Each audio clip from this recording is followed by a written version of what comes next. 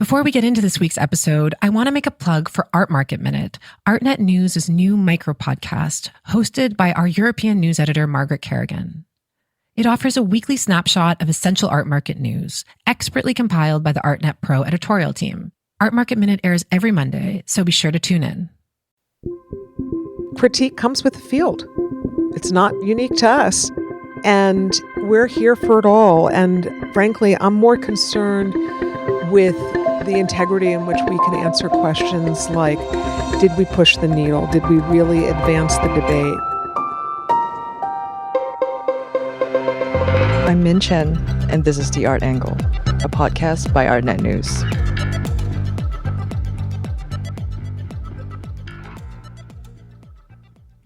Over the past 200 years, a museum in New York has quietly grown to become one of the city's most esteemed cultural institutions. You might think I'm talking about the Met or the MoMA, but no, it's the Brooklyn Museum. Founded in 1823 as a community library, which later merged with the Brooklyn Institute, the Brooklyn Museum is now firmly fixed on the city's cultural landscape. Its James Polshek-designed glass facade is immediately recognizable. It comes backed by a collection spanning historical artifacts and contemporary art, and it remains dedicated to reflecting the diversity of the borough it calls home. Recently, the museum has grabbed headlines for high-profile shows from Giants, a very starry showcase of Alicia Keys' and Swiss Beats collection, to its problematic, the Picasso retrospective curated by comedian Hannah Gadsby, which caught a lot of heat. But behind those headlines, the museum has been programming for its community. It has staged crowd-curated exhibitions, hosted pop-up markets, and served as a polling station. Its Spike Lee exhibition last year was accompanied by events including ASL and stroller tours intended to engage the community with a filmmaker who was also born and bred in the borough. For almost a decade, the Brooklyn Museum has been led by director Ann Pasternak. She has sought to balance the needs of its audience as well as the evolving role of a cultural institution. It's a position that's been rewarding as much as it has been challenging. Ahead of the museum's 200th anniversary, I caught up with Anne, who shared more about the opportunities and headwinds facing the Brooklyn Museum today and what it means to lead the institution into its third century. Hello, Anne. Welcome to The Art Angle. Hi, Min. Thank you for having me. I was thrilled when you reached out and excited to be here with you. So we're speaking as the Brooklyn Museum is celebrating its 200th anniversary, a total landmark. What does it mean to be part of the team that's ushering the museum into the third century? 200 years, that is amazing. It makes us one of the oldest, if not the oldest, art museums in the country. And like other encyclopedic art museums, I think deeply about our role in preserving and protecting and sharing cultures that might not otherwise be preserved or cared for if museums like encyclopedic museums didn't exist. I think a lot about how we can bridge the past and many different cultures and histories to the present moment. That's also an incredibly important responsibility in leading an organization like this. But also, the Brooklyn Museum has had a very important role to play as a trailblazer in the field of museums. And so, when I think about this big anniversary and I think about the future, the opportunity and the challenge really is to be true to our historic roots, to love what only museums can do, to protect those things, and to blaze trails for the future as we face tremendous changes. I want to get into those historic roots. The museum started as a community library before growing to the institution it is today. And I'm curious how you see the museum's mission as it has changed over the decades, but also how it has stayed the same. It's such a good question. Our founders wanted to create an institution, and initially we were the first free circulating public library. I mean, how amazing is that? Brooklyn was an independent city at the time, and it was a city primarily of immigrants. And so the idea was to educate each other about each other's cultures and histories. And in so doing, we would create better citizens. And, that kind of ethos of caring for people through culture and history has been true to the institution throughout its history. But what has changed is how we do that. We are no longer a circulating library. We're no longer an art museum and natural history museum. About 100 years ago, we stopped being a natural history museum, right? So it's really the methods and how we connect people with history and culture that has really changed. And we continue, I think, to surprise people in the field with a lot of the innovations that are always happening at the museum. For example, as part of the 200th anniversary, we're yet again reinstalling our American art collection. It's something we do probably, maybe by accident, every 10 years. And this reinstallation of our American art collection, called Toward Joy, is curated by our Mellon curator, Stephanie Sperling-Williams.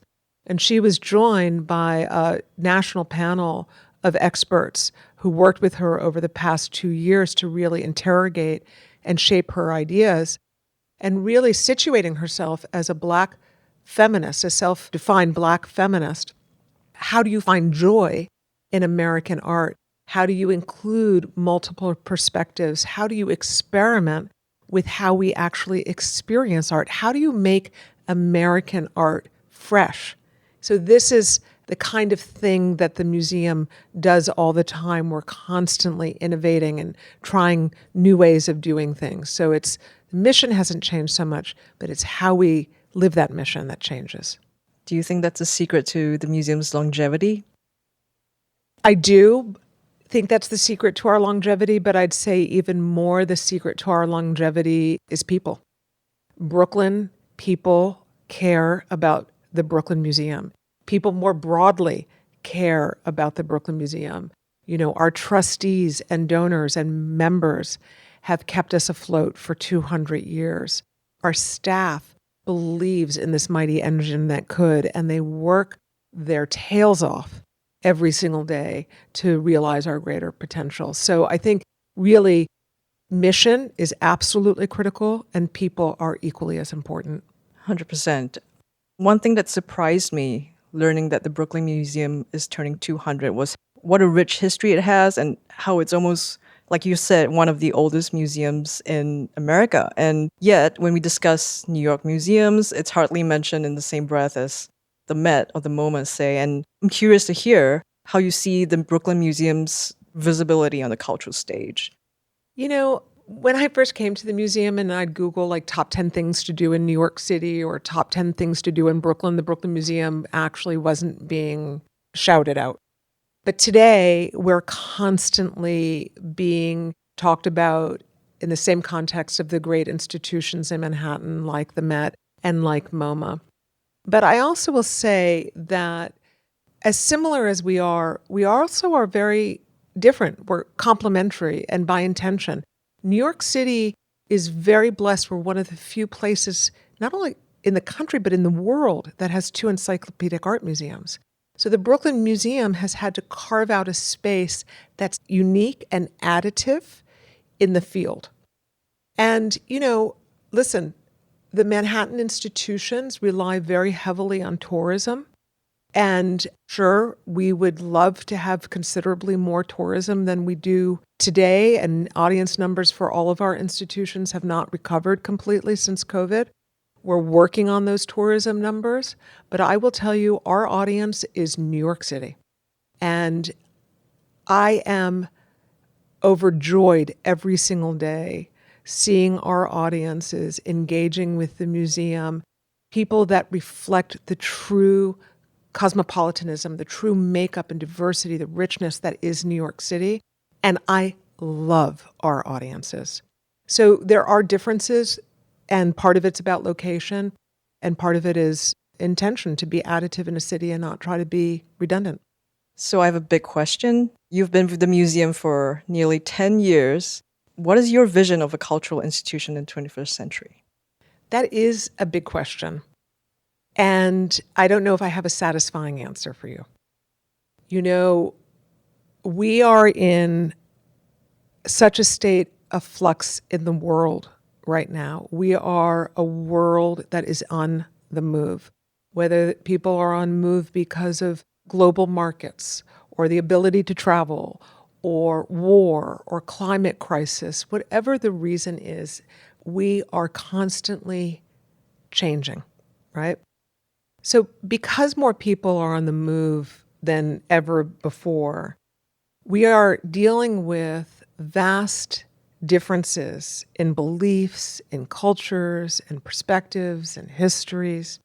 And so it's really important that museums are places for connection, that we can come together to have greater understanding about one another, whether it's the person across the street or a person from around the world. And so to me, that's really foundational role that a museum must play. And more than that, I came to the Brooklyn Museum to honor its history of being a museum for everyone. I really want art collectors to come here and artists to come here, but I also want the asylum seeker that just moved here to find the Brooklyn Museum a home. And more than come here, I want them to feel not only this sense of belonging and welcome, I want this to be a beloved institution. You know, yesterday I went to get a massage. I do one like once every 10 years or something. But the guy said to me, "Oh, you work at the Brooklyn Museum?" I love the Brooklyn Museum. I live for those comments of I love the Brooklyn Museum. That's what we're setting out to do, to be a museum that is truly beloved. You came to the Brooklyn Museum with a wealth of experience in using art to engage with the social, political, and environmental climate. You've also just spoken about how the museum should be a place of connection, and I'm curious about how you see the museum as a platform for these conversations, and what does that connection look like to you? You know, a lot is being discussed these days about museums not being neutral spaces. And of course, that's true. We're not neutral spaces. We're speaking through art of the past, and we're speaking through art and artists of the present. And I've always hoped and believed that cultural organizations and museums in particular can help move the arc of social progress towards greater opportunity and respect and decency and fairness and justice and all those things that we care about. But I'll also say that my somewhat maybe utopian beliefs have been really tested recently. This present moment is hard, and leaders everywhere are being really challenged. People, of course, are advancing really important, urgent concerns, rising authoritarianism, climate crisis, the ills of global capital, AI and the future of work, political distrust, and of course, global wars. And, you know, no matter what side of an issue people may be on, I don't think that we're really being our best towards one another, right? People are claiming that somebody who they perceive may have a different idea than they do is stupid, or the buzzword that we're hearing from the right these days, unhuman. Unhuman. There's a refusal often to engage with people who may not share the same views, to even be in conversation and to lean in with one another. Nuance is dismissed. Differences are attacked. And we're in a kind of doom loop that is fueled by social media, but also people's social circles, the bubbles that they're in. And most days, to me, I'm sad to say, it seems that illiberalism is dominating public discourse. And the forces that are undermining civil discourse and cooperation are so huge. But I just can't let cynicism and hatred win. We have to find our ways back to dialogue, understanding one another, listening, building bridges. It's fundamental to a healthy society. That's the world that I want to live in. And museums have a role to play here. And I think the Brooklyn Museum has a really important role to play here. And speaking specifically of the Brooklyn Museum, what kind of impact have you seen it make in bridging these gaps and making these connections? I love that you asked about impact, and may surprise some listeners that we think about impact all the time at the Brooklyn Museum. So that could be things like, what impact are our exhibitions having on understanding an artist or a multiplicity of histories, or thinking more deeply about the conversations of the day? Our Picasso show was a great example of it. It may have been hotly criticized, but it really did lean into some very important conversations, and our audiences walked away again and again saying, oh, I have a much better understanding not only of Picasso, but how do we love the art of people who may have done something that we may have difficulty with, right? That we may think is appalling. But I digress. So we think about impact with our exhibitions, every single one of them. We think about the impact of our educational programming for kids, the more than 50,000 public school students who come here every single year, and how is that impacting their classroom learning or their happiness at school. We talk about the impact of community partnerships on our partners' missions. We talk about the impact of our programs for older audiences on combating feelings of isolation and loneliness, and the impact of diversion programs on people who have committed low-level crimes. And we talk about impact on artists, and a great example of that is what will be the impact for some of the more than 200 artists that are in our open call Brooklyn Artists exhibition. So impact is something we think about all the time, and we do think about our impact on social issues. You know, when we worked with Brian Stevenson on the show Legacy of Lynching, we really wanted to take a look at what was the impact on people understanding the legacy of lynching on our history and where we are today.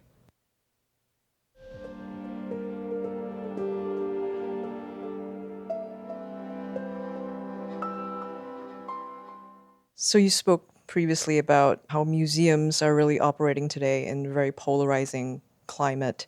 And museums have also become sites of protest. They have long been sites of protest. And in recent times, we've seen them with climate protests, pro-Palestinian demonstrations, one of which took place at the Brooklyn Museum. What do you make of the museum as a site of protest? And do you see there being friction between the institutional voice and the voice of the people, for lack of a better term? Yeah, it's a really good question. So first, let me just say our public plaza was designed specifically to be a welcoming place for all sorts of activities. So every day you go out there, you know, we've just greened it. There's pollinator gardens out there. It's really exciting. People hang out. They have their first dates on there. They walk their dogs. They're having a cup of coffee. And yes, peaceful rallies of all sorts happen on that plaza. And we have always been really proud that people see our site as a safe space to share their hopes and dreams for a better future, right? But when peaceful protest turns into hostility and illegal activity, then all of a sudden we've got a problem, and it's really hard to deal with that. And it's not just museums, it's happening at concert halls and universities and parks and corporate headquarters, and it's to be expected. This is a time of deep pain and division and discord, so we get it. But at the same time, we're a public institution, right? And we have a responsibility to create a welcoming space for the full breadth of our communities. Spaces of belonging that inherently means we have to embrace the reality of divergent perspectives, both externally and internally. And as you identify with the recent protests, there's probably no issue that I've ever been confronted with where there is such strong divergent viewpoints and such an unwillingness to listen to one another. So when you talk about this idea of museum position versus the public, I don't know that there is a public viewpoint other than everybody is really upset about what's going on in Israel and Gaza. Maybe that's the only thing that we can agree on, that we're all really upset about it. I wanted to quote Ibu Patel, who said, quote, "You cannot count your organization as truly diverse unless it includes people whose definition of justice is different from your own. And I agree with that. And it's core to our mission to bring all peoples together through art and experiences that inspire compassion. That's like very basic function of the art museum. And it's an important and really beautiful thing to do that I think gets overlooked in these really heated times. And that goes to one thing that Brooklyn Museum has really excelled at, which is community outreach, which most museums aspire to. And I'm thinking specifically of your programs like the crowd-curated exhibitions, your pop-up markets. So what do you think has been key to the museum's success in community engagement? Well, first of all, service has been part of our founding history, right? Our founders were concerned that young men were hanging out in bars and getting drunk and gambling, and thought it would be so much better if they had a more productive activity like reading and learning about the arts and each other's histories and cultures, and therefore they'd be better neighbors and better citizens. It was part of the founding ideals of the American project, right? It was foundational to Brooklyn and to the city. So service has always been who we are to our core.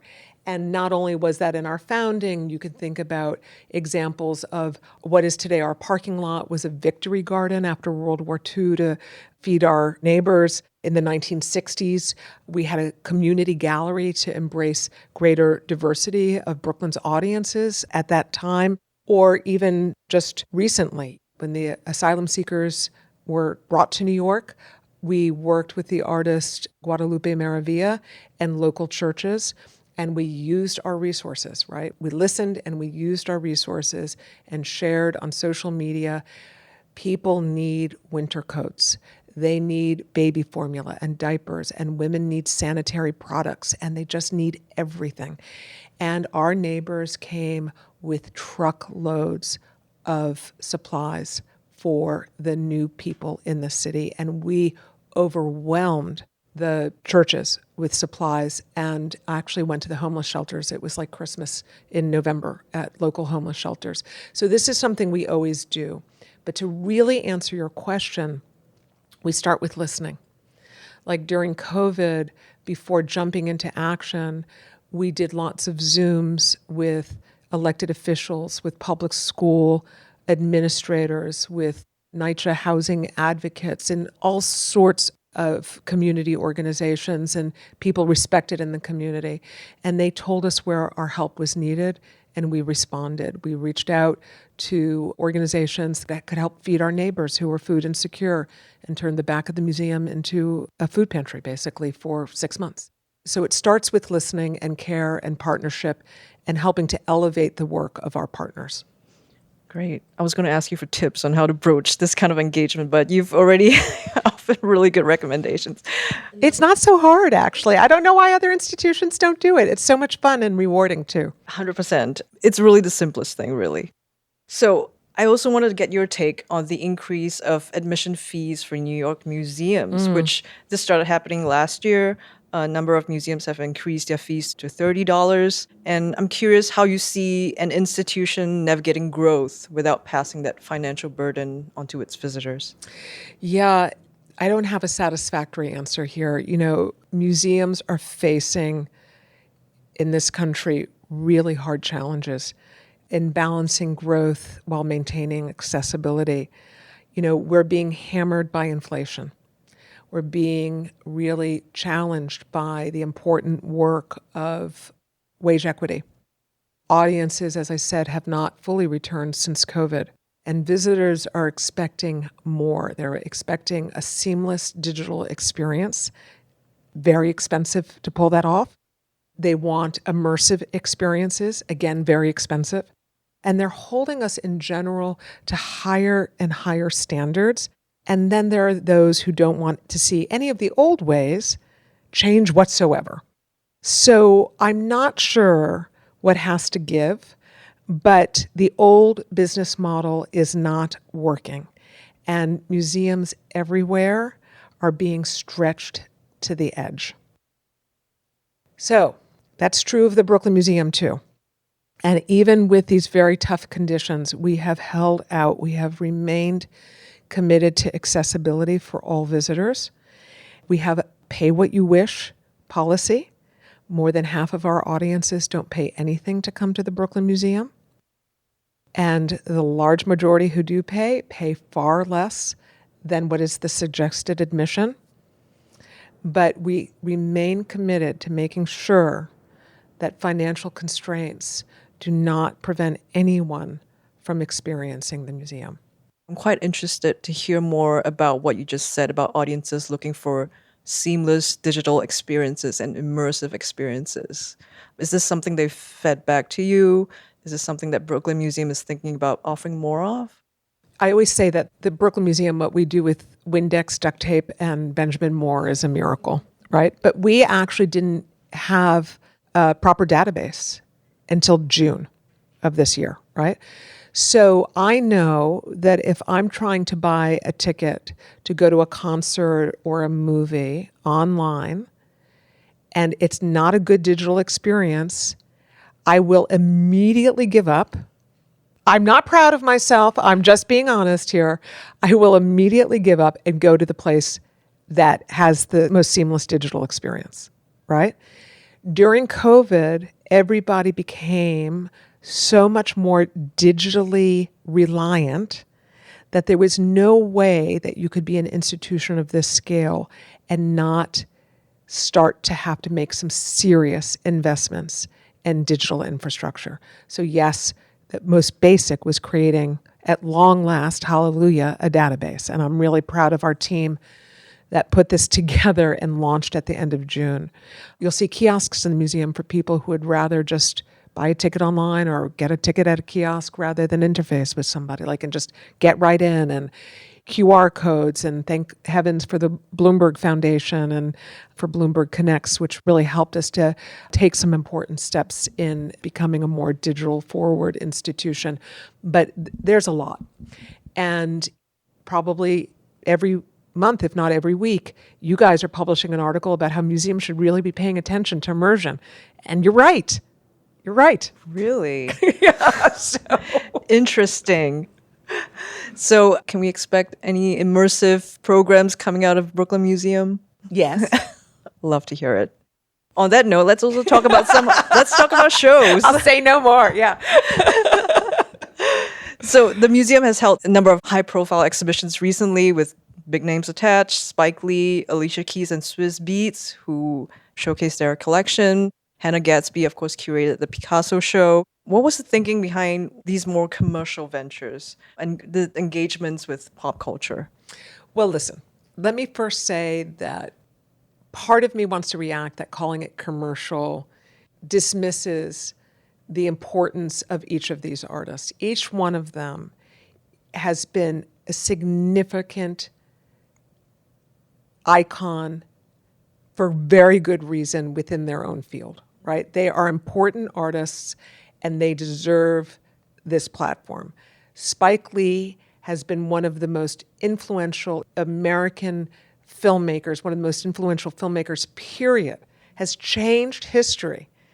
And believe me, audiences were eager to dive in to have a better understanding of the context that fuels this great visionary, right? On the other hand, I do also want to acknowledge that the Brooklyn Museum is situated in central Brooklyn. And I love to say we are the most accessible museum because we have a train that is right in front of the museum that has an elevator. We've got a parking lot. In fact, we have multiple trains and bus lines, and we have city bikes right out in front. And so we're really, really accessible. But at the same time, we don't have the cultural density that the Manhattan institutions have. So we are a bit more of a destination.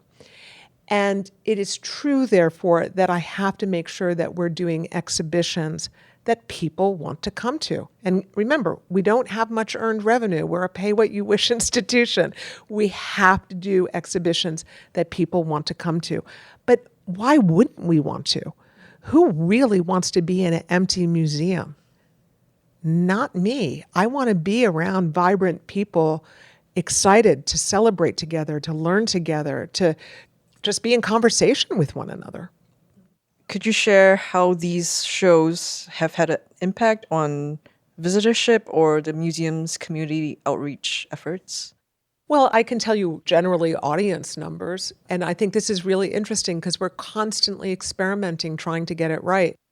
This summer, we had the Paul McCartney photography show, which I absolutely loved. I mean, here's this guy picks up a camera for the first time. He's like 19 years old. A film camera, not an iPhone, people, not digital film. And the guy took really good pictures of this like 16-week period or 12-week period when they went from relative anonymity to global fame. I mean, it's like, and it's not from somebody else pointing the camera at the artist. It's the artist documenting this cultural revolution. So I really loved that show, right? And up around at the same time was also a collection show of Hiroshiga's 100 Views of Ito. Both of those shows had roughly, in the 3 months that they were up, 110,000 people came to see them. I don't know what that tells us, but I was really thrilled that 110,000 people came to see Paul McCartney as well as Hiroshige. It's great. Wonderful. Speaking of audiences, the Spike Lee and the Giants show in particular was so well received and so vital in centering Black art and Black voices, which again reflects the diversity and complexity of the Brooklyn community. Does the museum plan to expand or build on these programs? The Brooklyn Museum has a long history of inclusionary programming, of really reflecting the great diversity of our city. And I could go on about dozens of exhibitions and public programs. Just coming up is the reinstallation of our American art collection through a Black feminist lens. That is so thrilling to me, and I know it will be maybe enraging for some other people, but I'm so thrilled that I get to serve an institution that's willing to do these kinds of exhibitions. I was just down on our 4th floor seeing the installation of the Elizabeth Catlett exhibition, an artist who is Black and Mexican. Incredibly influential and important. This is the first major survey of her work. The list goes on about the kinds of exhibitions that we've historically done, that we continue to do. But what I would say is that we're also committed to expanding all of the cultures and all the rich diversity that is in our borough and in New York City. So we're increasingly expanding our collections and our exhibitions and public programs for Asian American artists, for Latinx artists, Native American artists, and the list goes on. Fantastic. So you hinted at this earlier. You were discussing the rehang of the American art galleries, which might be enraging. And with every good review you get a fair bit of criticism as well. So how does the museum team approach or take on bad reviews? Of course, it pains me to see our curators not always getting the love I think they absolutely deserve. But critique comes with the field. It's not unique to us.